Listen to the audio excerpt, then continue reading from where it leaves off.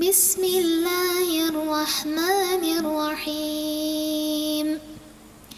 هل أتاك حديث الغاشية؟ وجوه يومئذ خاشعة عاملة ناصبة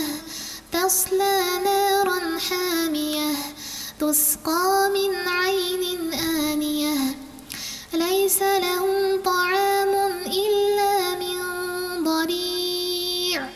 لا يسمن ولا يغني من جوع وجوه يومئذ ناعمة لسعيها راضية في جنة عالية لا تسمع فيها لاغية فيها عين جارية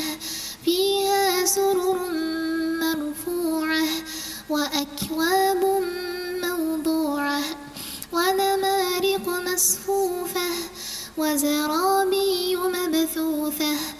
أفلا ينظرون إلى الإبل كيف خلقت وإلى السماء كيف رفعت وإلى الجبال كيف نصبت وإلى الأرض كيف سطحت فذكر إنما أنت مذكر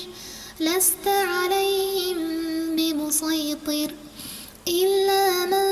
تولى وكفر فيعذبه